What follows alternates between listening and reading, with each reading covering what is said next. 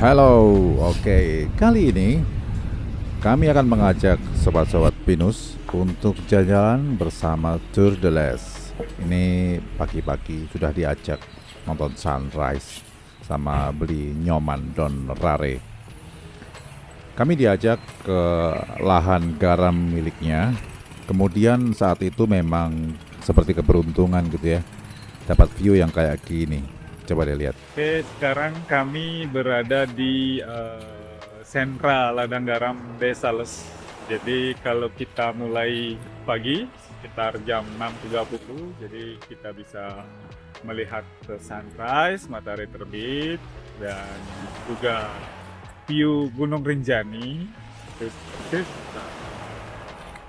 tepat di pojokan ladang ini.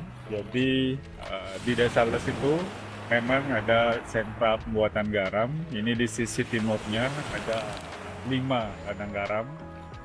Jadi udah ada aktivitas petani. Jadi tiap pagi dia akan memulai aktivitas, mulai dari menurunkan tanah nanti, setelah itu menyemai air yang nanti di semai di bidang seperti ini. Oke.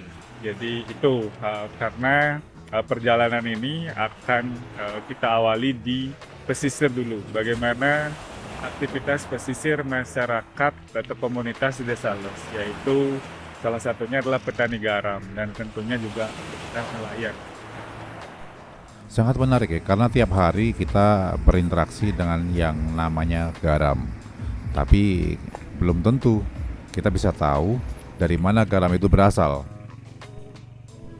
Garam dari Desa Les itu memiliki spesifikasi tertentu karena memang prosesnya seperti ini. Prosesnya adalah memakai bahan-bahan yang sangat natural, berasal dari air laut yang memang disaring. Oke, ini garam tradisional di Desa Les. Kalau untuk pemasaran ini udah ada beberapa kelompok, ada koperasi, ada juga NGO gitu yang membantu pemasarannya baik lokal maupun internasional. Kalau internasional itu biasanya ini lebih banyak dipakai untuk gift, untuk hadiah gitu ya bagi tamu-tamu yang memang datang ke Les, ini dijadikan gift gitu. Ada juga yang membuat ini menjadi produk keturunan seperti garam rasa dia bentuk gitu. Karena memang proses pembuatannya di sini menggunakan media tanah. Jadi mengandung mineral kebaikan dari tanah itu sendiri. Nah, boleh tuh. Nanti sobat-sobat cek di Google garam dari Bali Utara itu diekspor kemana saja. Setelah dari ladang garam, kami diajak ke arah bukit gitu ya, menuju ke tempat produsen tua.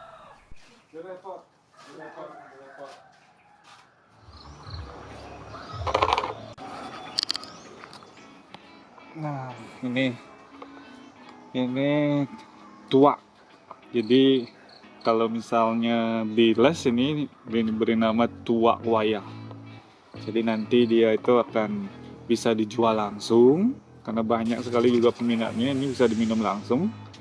Kalau misalnya dia mau bikin arak, ini tinggal di distilasi jadi arak. Nah ini tua wayah lontar.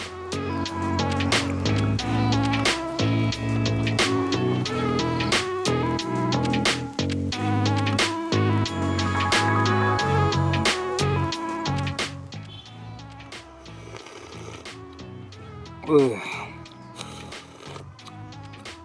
Masih sangat-sangat manis. Dan ini didiamkan 1-2 hari. Ini tambah akan enak kalau dikonsumsi langsung. Kalau baru itu ya persis seperti air, lumayan.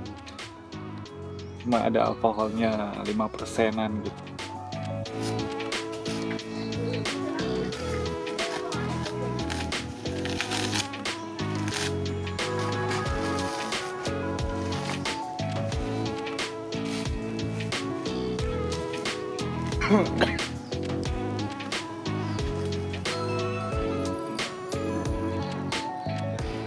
Jadi tadi udah lihat Iwo itu membuat lau. Nah ini lau ini dari serabut kelapa gitu ya, yang kulitnya itu udah dilepas. Dan ini ada serat-seratnya gitu, serat-seratnya. Jadi memang seratnya ini udah diidentifikasi sama leluhur mengandung media baik untuk berkembang mikrobiologi baik gitu ya di dalam nira itu sendiri, terutama nira lontar. Jadi ini nanti akan dipasang di bubung itu, seperti ini. Jadi ini akan dipasang, ini udah dipasang ini. Nah, akan ditaruh di sini. Oke. Nah ini semuanya alami, dan nanti air nira akan terus netes, jadi ketemu dengan laut tadi yang udah dipasang. Nah itu memberikan rasa yang sangat khas, spesial, premium jadi tuaknya gitu. Kadang-kadang ada teman yang bertanya, di beberapa tempat itu nggak isi lau, dia hanya tampung tuaknya. Dan dia lawin di bawah, artinya setelah dia panen semua baru niranya itu dikasih lau, jadi kurang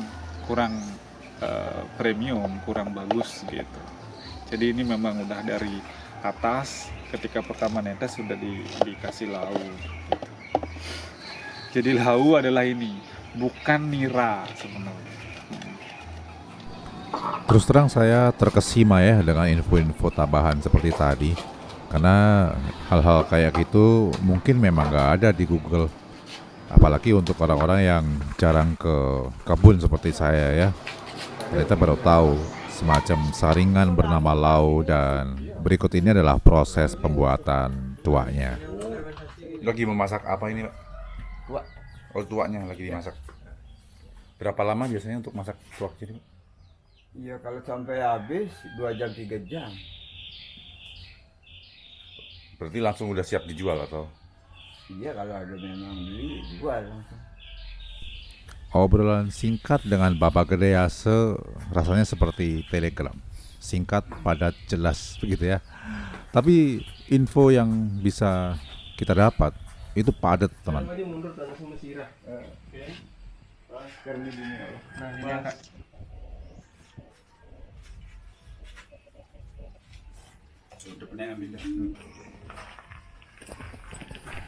Nah, ini adalah proses untuk pembuatan arak. Jadi memang distilasinya menggunakan bambu dengan ukuran panjang tertentu untuk menghasilkan tetes demi tetes arak lontar.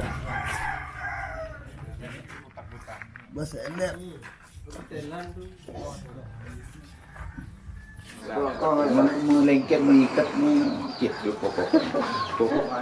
Sambil ngobrol, Bapak Gedayase menempelkan sabut dari buah lontar yang ternyata fungsinya itu untuk semacam lem begitu. Jadi mencegah uap terbuang percuma. Dan ini adalah tetesan hasil dari tuak tadi yang udah direbus dan diambil uapnya. Ya, sementara sampai sini dulu. Sampai ketemu di bagian berikutnya teman ya. Stay tune. Salam lestari.